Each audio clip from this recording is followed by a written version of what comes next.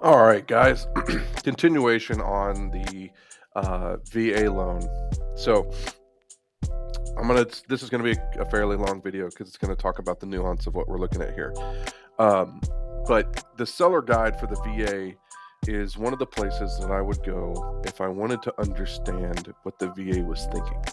And this lender handbook is the full proximity of the book. Everything is in here that you would need to learn. Most of the stuff you're never going to worry about, right? Most of the stuff I don't need you even to be concerned about with. But if you're going to be doing VA loans, I would start reading some of this just to kind of understand, what I'm working with, and that way I don't overpromise and underdeliver, especially if I'm going to become a product expert in this. So it's available for you here. I don't need you to go there. It is available for you as a tool. And all these links are, again, just tools. But you can click here and go to the very specific chapter that you're looking for and read through the VA pamphlet on the definitions for the loan, what they're talking about, the parameters that you need to be successful with them, so forth and so on, right? Too easy there. The next thing that we want to talk about is eligibility and COE, right? Because this is the kicker. For you to do a VA loan, you have to have eligibility, okay? So before your veteran gets super excited, make sure that they meet the minimum active duty service requirements. Now, there are other requirements for National Guard reservist service members, right? But if you have served at least 90 continuous days, you meet the minimum active duty service requirements, okay?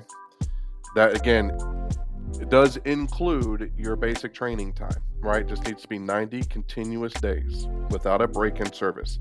So sometimes you'll see veterans that got hurt during basic training.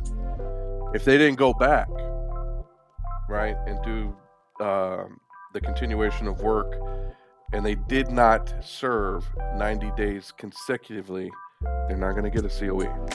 This is not the veteran for you, right? If they were in a reserve unit, right, and they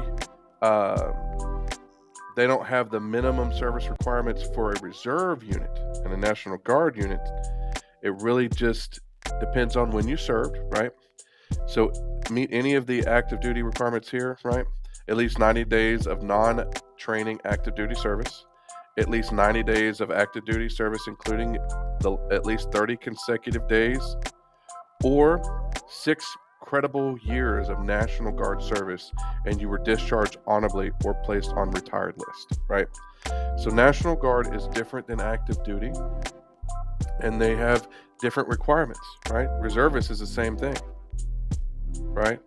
They have different requirements for this particular enlistment. Okay, so check those. Make sure check those to make sure that your veteran is entitled to getting a certificate of eligibility.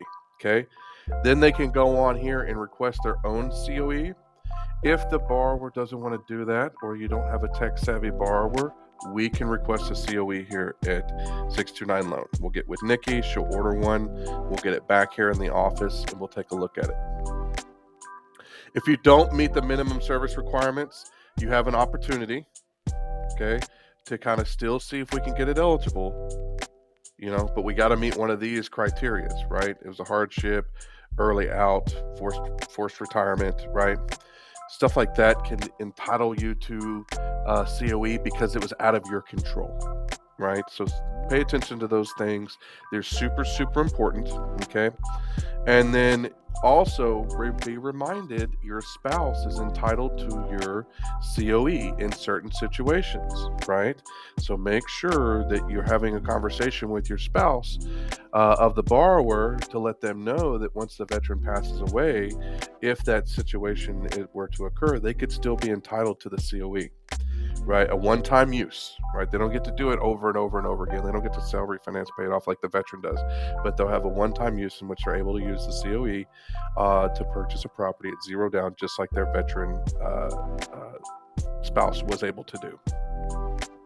And then kind of finally, if you need some more information or the veteran needs some more information, you can always call the VA.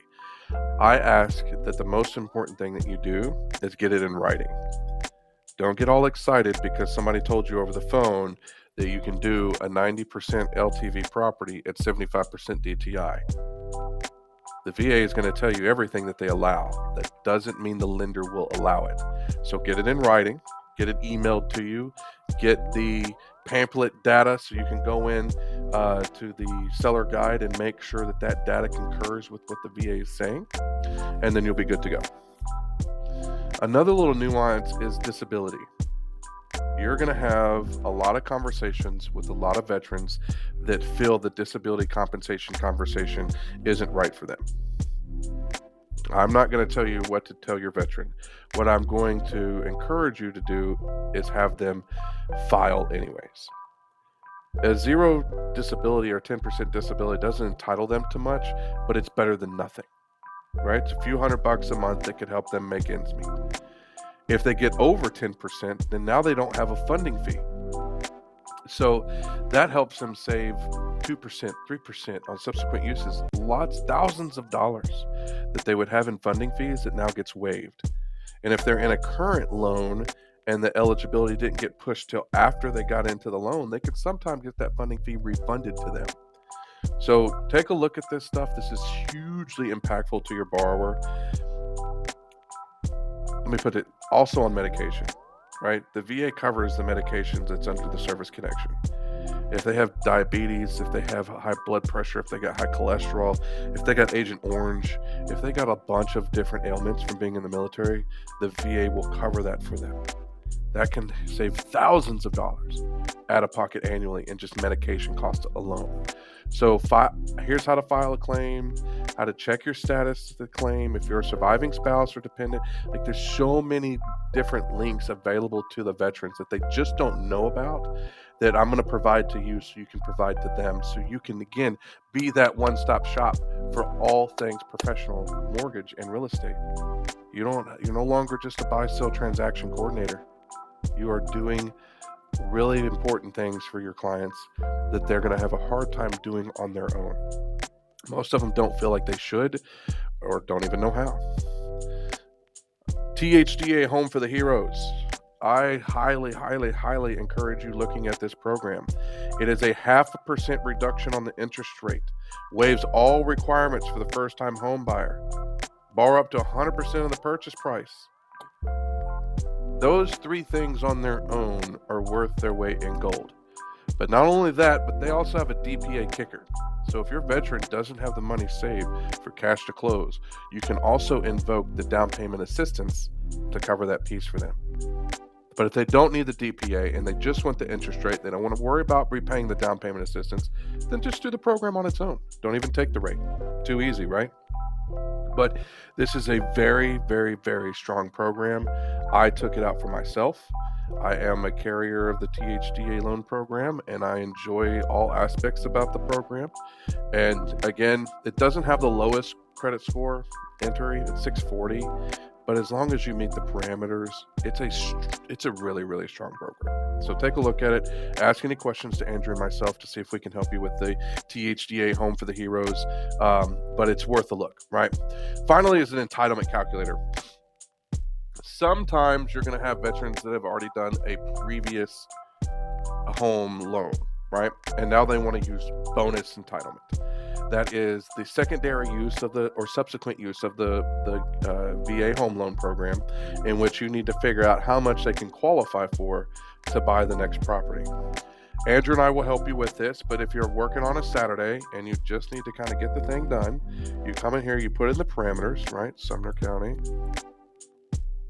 And let's say the previous entitlement charge was $125,000, right? Just making up a number. And the new loan amount that they're looking for is $300,000. Okay. Submit.